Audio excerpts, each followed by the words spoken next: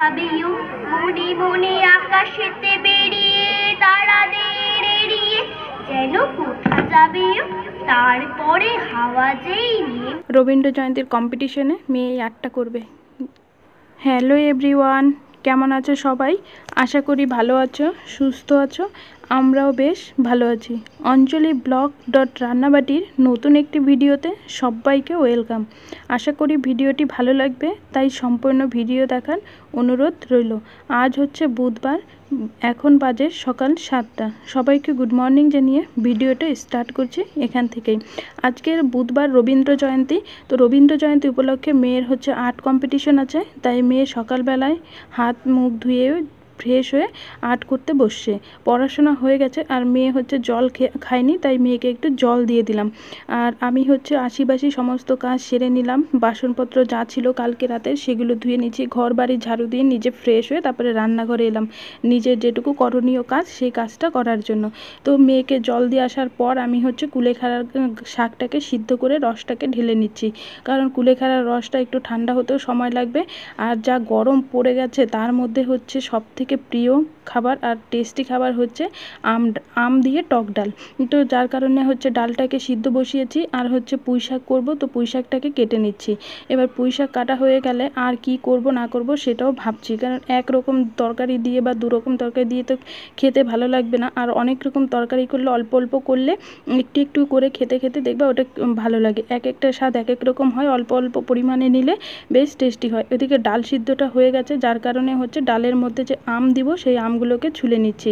আর আমগুলো না ভিতরটা শক্তও হয়ে গেছে, আমের বীজ, তাই কাটতে একটু অসুবিধাও হচ্ছিল বটি দিয়ে। আর আমি বটি ছাড়া কাঁচি দিয়ে বা ছুরি দিয়ে বেশি ভালো একটা সবজি কাটতে পারি না, তো ওই কারণে বটি দিয়েই হচ্ছে সবজিটা কাটা হয়। আর পেঁপেটা হচ্ছে লাল হয়ে গেছে, তো ভাবছি পেঁপেটাকে সরষে আর শুকনো লঙ্কা ফোড়ন দিয়ে একটু শুক্তা টাইপের করে রাখবো। তো পেঁপেটা না হলে ফেলে দিতে হবে, আর এত দূর থেকে টেনে আনা পেঁপে ফেলাতেও কষ্ট, তো ওই কারণে পেঁপেটাকে কেটে নিচ্ছি। আর রান্নাবান্না হয়ে গেলে বিকেলের দিকে আবার যাব হচ্ছে রবীন্দ্র জয়ন্তী উপলক্ষে মেয়ের যে কম্পিটিশনগুলো আছে সেগুলো হচ্ছে বিকেল থেকে, তো ওই কারণে একবারে রান্নাবান্না করে নিচ্ছি। আর রাতে কিছু সিদ্ধ ভাত বা কিছু একটা করে নেব ওখান থেকে এসে, তাহলে হয়ে যাবে। আর এই যে ডালের মধ্যে হচ্ছে হলুদ সব কিছু দিয়ে দিলাম, আর এদিকে আমগুলোকেও দিয়ে দিলাম। আমটা সিদ্ধ হবে আর এদিকে যে শাকগুলো কেটে নিয়েছিলাম সেই শাক পাতাগুলোকে ধুয়ে নিই। আর অন্য একটা কড়াই বসিয়ে তারপরে করব, মানে এই জিনিসগুলোকে রান্না করব। আর পুঁই শাকটাকে ধোয়া হয়ে গেছে আমার, আর এখন পুঁই শাকটাকে আমি করব, তো ওই কারণে হচ্ছে ডালটাকেও নামিয়ে দিলাম। ডালটা যেহেতু ফুটে গেছে, এবার ডালের মধ্যে টক ডাল বা যে কোনো টমেটো ডাল করলে তার মধ্যে হচ্ছে সরষা ফোড়ন দিলে বেশি ভালো লাগে, দেখতেও ভালো খেতেও ভালো। আমি তো সরষাই বেশি ফোড়ন দিই, তো সরষা ফোড়ন দিলাম আর এদিকে ডালটাও ফোড়ন দিয়ে দিচ্ছি। ডালটা হয়ে গেছে, ডালটাকে এখন নামাবো। আর ডাল নামানোর পরে হচ্ছে তারপরে এই যে পুঁই শাকটাকে হালকা করে ভাপিয়ে নিব জল দিয়ে। আর জল দিয়ে ভাপিয়ে নিলে অতিরিক্ত যে জলটা উঠবে সেটা ফেলে দিয়ে তারপরে হচ্ছে পুঁই শাকটাকে কালো জিরা বা রসুন যে কোনো কিছু দিয়ে একটা ফোড়ন দিলে পুঁই শাকটা খেতে ভালো লাগে। তো পুঁই শাকটাও আমার হচ্ছে ভাজা হয়ে গেছে, আর এখন করব আমি ওই পেঁপেটাকে। আর পেঁপেটা করার জন্য প্রথমে কড়াইটা ধুয়ে নিলাম, কারণ পুঁই শাক ভাজার পরে শাকটা লেগে গেছিলো কড়াইয়ের মধ্যে, যার কারণে কড়াইটা ধুয়ে তারপরে হচ্ছে বসালাম। কড়াই গরম হয়ে গেছে, তার মধ্যে সরষা আর কাঁচা লঙ্কা ফোড়ন দিয়ে দিলাম। এবার ফোড়ন দেওয়ার পর পেঁপেগুলোকে ঢেলে দিলাম। এই পেঁপের মধ্যে একটু নাড়াচাড়া করে পরিমাণ মতো হলুদ আর পরিমাণ মতো লবণ দিব, তারপরে নাড়াচাড়া করব। আর লঙ্কাটা তেলের মধ্যে দিলে না ভাজতে ভাজতে লঙ্কাগুলো হচ্ছে তরকারির সঙ্গে মিশে যায়, আর বাটাবাটি করতে হয় না, খেতে মানে ভালো হয়, তো ওই কারণে দিয়ে দিলাম। এবার দেখো হলুদ দিচ্ছি, লবণ দিচ্ছি, দেওয়ার পরে পেঁপেটা কেমন একটু গলা হয়ে গেছে, যেহেতু কালার হয়ে গেছে লাল লাল ওই কারণে। তো এখন একবারে মশলা দিয়ে একটু নাড়াচাড়া করে তারপরে হচ্ছে জল দিয়ে দেবো। হালকা জল দেওয়ার পর যখন এটা শুকনো টাইপের হয়ে যাবে তারপরে নামিয়ে দেবো। আর পেঁপের এই শুক্তোটা না কাঁচা পেঁপেটা দিয়ে করলে বেশি ভালো লাগে খেতে, কিন্তু এটা যেহেতু লাল লাল নরম হয়ে গেছে পেঁপেটা, ওই কারণে এরকম তালের মতো বা কেমন একটা দেখতে হচ্ছে, কিন্তু খেতে মোটামুটি ভালোই হয়েছিল। তো যাই হোক, পেঁপেটাও আমার হয়ে গেছে, সমস্ত রান্নাবান্না কমপ্লিট। আজকে বেশি করিনি, আমি হচ্ছে মেয়েকে নিয়ে যাবো যেহেতু কম্পিটিশানে ওই কারণে। আর মেয়ের আর্টটাই যে দেখো ফাইনালি কমপ্লিট। ও হচ্ছে রবীন্দ্র জয়ন্তী উপলক্ষে ব্লাড ডোনেশন ওটাই করবে।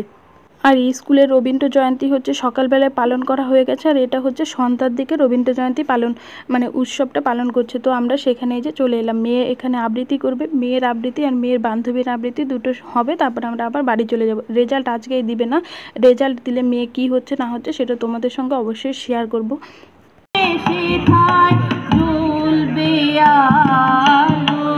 ব্যথা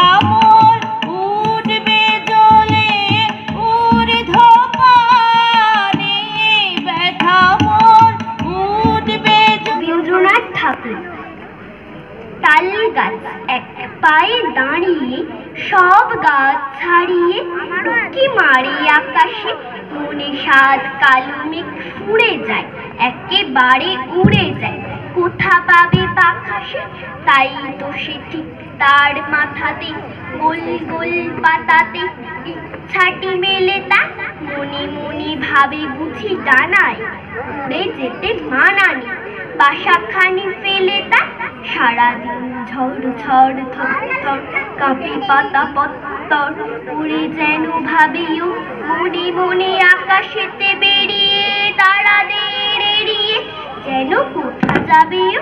তারপরে হাওয়া যেই নেমে যায়, পাতা ফাঁপা থেমে যায়, ফিরে তার মনটি যেইভাবে মাঝে হয় মাটি তার, ভালো লাগে আরবার পৃথিবীর কোনটি। নমস্কার।